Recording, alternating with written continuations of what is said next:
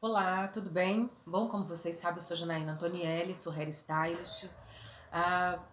Estou voltando a fazer uma série de comentários. Antes eu estava muito focada em history, algumas coisas pertinentes às matérias do programa, mas devido ao que está acontecendo, eu entendi que estava na hora de eu contar um pouco das minhas histórias e falar um pouco daquilo que eu compreendo que a gente está vivendo e que nós precisamos estar mais integrados a isso, né?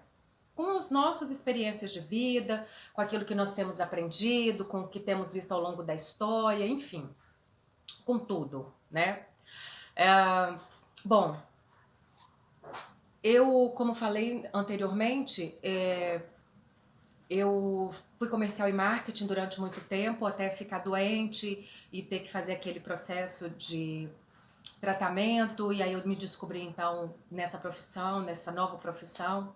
Mas tem uma coisa também que eu fiz antes e que eu queria usar desse conhecimento para balizar o que eu vou conversar um pouquinho com vocês agora. Eu fui estudante de relações internacionais e durante muito tempo eu pude avaliar melhor a situação econômica, política, social do país e do mundo como forma acadêmica e científica.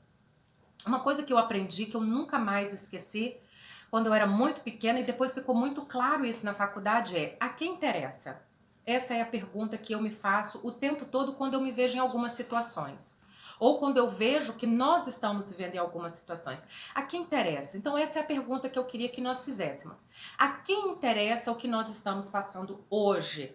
A quem interessa nós ficarmos em casa ou nós sairmos? A quem interessa nós termos ou não condições econômicas para tocar um país com uma dimensão que é o Brasil? A quem interessa ouvir ou deixar de dar ouvidos ao que se tem falado ou às vozes que são dadas e que estão ecoando no momento? Nós estamos esquecendo de algo que é muito importante, que é a história. A história, ela nos dá condições de avaliar o momento presente e a partir daí tomar decisões para o futuro. Nós não sabemos realmente, o futuro ele pertence a Deus, é o que eu creio. Mas acredito que nós podemos tomar sim decisões um pouco mais assertivas para que esse futuro ele possa ser construído baseado em ações erradas do passado. Nós sabemos que depois de crises, que crises vêm depois de situações de muita dor, de muito sofrimento. E algumas delas são até causadas por vírus, por situações de doenças, por pestes, por pragas, por problemas que vêm de um histórico que nós temos desde a antiguidade. Isso não é desde a Idade Média com a peste negra, não. A antiguidade conta isso pra gente no Egito, com pragas que o Egito viveu. E aí, independente, querido, da sua crença religiosa, isso é fato histórico comprovado cientificamente. Não estou aqui questionando se você acredita ou não.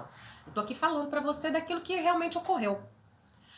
E outra coisa também, nós vivemos isso na Idade Média com a peste negra, nós vivemos isso no início do século XX, nós vivemos isso no início do século XXI e nós estamos passando por isso agora. E aí? E aí que nós precisamos deixar de ser um pouco individualistas, egóicos, orgulhosos e pensar um pouco no outro. Por que as minhas decisões elas têm que ser convenientes ao momento que eu vivo, às circunstâncias? Ou as minhas ideologias? Será que eu não deveria praticar a empatia ao invés de só falar dela? Ou eu estou simplesmente utilizando de um discurso vão, me aproveitando da minha condição ou do momento para criar uma condição? A que interessa realmente? Será que eu estou aproveitando para que o meu orgulho seja exacerbado numa ferramenta que hoje está dando voz e vez a quem antes era anônimo? E eu estou fazendo isso em benefício próprio e não de um coletivo? Então acho que a gente precisa começar a pensar nisso.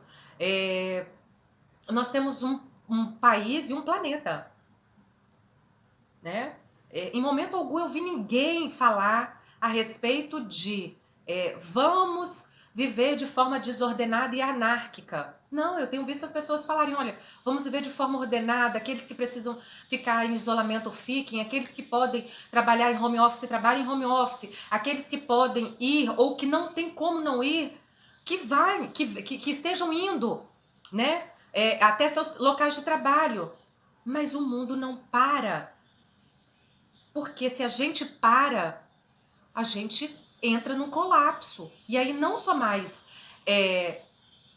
financeiro, porque o financeiro é consequência do meu colapso emocional, do meu egoísmo, uma consequência de uma situação realmente pandêmica, é uma consequência, é um todo. A gente tem que parar de ver as coisas de forma muito simplista. Vocês acham que é fácil para essas autoridades tomar a decisão que sim ou que não, que vai ou que fica? Eles não falam por 4, 5 pessoas, que é o número que eu tenho na minha família, na minha parentela, 20, 30, 40, 100. Eles falam por milhões, por milhares. Nós podemos ver isso de forma muito simplista, mas não é. Uma vida é muito importante, sim, mas milhares de vidas é que fazem uma nação e milhões de milhares é que constituem o planeta. E aí? O que a gente vai fazer? Ficar falando mal por causa das minhas questões ideológicas egóicas? Que isso, gente? Vamos parar com isso. Vamos aprender a ouvir, vamos aprender a escutar e analisar. A gente fica ouvindo, dando resposta, ouvindo, dando resposta, ouvindo, dando resposta. A gente não para analisar os fatos, as situações. Tá na hora da gente tomar uma postura cônscia, realmente. E parar de ficar de Ctrl-C, Ctrl-V porque os outros falam. A quem interessa? Interessa você ficar em casa por quê? Mas e o coletivo? E aquele que está do seu lado? Você tem feito alguma coisa? Não, né? Mas está aí usando uma ferramenta tão importante que poderia estar sendo usada para ajudar outras pessoas, para poder ficar disseminando coisas que estão machucando. Não é só o ego do outro, porque filho, machucar o ego é o de menos. Mas eu tô falando de forma física. Nós temos profissionais da saúde arriscando a vida deles. Nós temos aí profissionais do comércio. Sua comida tá chegando em casa, querido, tem alguém trabalhando. E aí pra você ficar em casa, bonitão. Sabe aquele seu patrão? Pois é, a conta vai chegar pra ele. Ele vai ter que tirar de alguém. Eu sinto muito informar, vai ser de você. Você acha que tá romântico ficar em casa sem poder atender? Não é fácil. Nós temos pessoas que estão passando realmente por problemas. 15 dias, seu salário ainda não chegou na sua conta, né? Para pra pensar se ele vai chegar daqui a 2 meses. Talvez esse mês ele ainda chegue, com reservas. Porque você já tá tendo que negociar. Vocês já pararam para analisar que os contadores estão trabalhando mais, os tributaristas estão trabalhando mais, que nós temos uma série de profissionais engajados porque mudou toda uma metodologia? Gente, isso não é simplista. Vamos ser mais empáticos. Vamos pensar no coletivo, né? Parar de ficar olhando só para o umbigo, para a ideologia. Não, porque eu sou isso, aquilo, eu não mudo. Mimado. Sabe por que os velhos estão indo para a rua? Eles não são teimosos não, gente. Eles são resilientes. Eles já passaram por guerras, eles já passaram por inflação a quase 100% ao dia, eles já passaram por muita coisa. Você acha que eles estão preocupados com a gripe? Gente, velho morre de gripe todo dia. A violência doméstica mata mais do que esse vírus já matou. Você sabia que tem uma criança sendo violentada nesse momento quando eu falo com você? Não, né? Ah, não. Seu partido não fala disso, sua ideologia não fala disso. A minha também não fala disso. Você sabe por que não interessa nesse momento? Nesse momento interessa ficar lado A e lado B. Então, vamos botar a cabeça pra pensar, gente. Sabe? Para com essa teoria louca de que fulano é insano, que Beltrano é o salvador da pátria, porque a imprensa é isso, porque o líder religioso é aquilo. Gente, não tá na hora disso. Tá na hora da gente sentar de forma cônscia. Tá na hora da gente usar todos os recursos que a gente tem, intelectual, tecnológico, físico, moral, financeiro, em prol de um coletivo. E não eu ficar puxando só a sardinha pro meu lado. Ah, é a lei da sobrevivência. Ok, sobreviva você e todos que estão à sua volta. Né?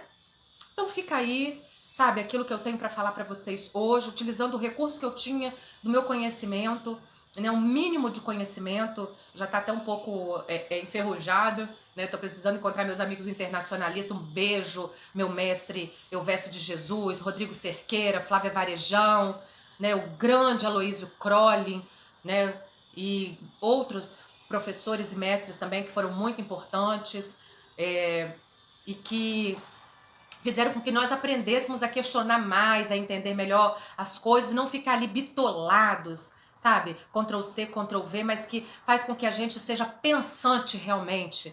A gente tem que ser uma academia pensante, né? E não somente Ctrl C, Ctrl V de um sistema, porque isso não é liberdade.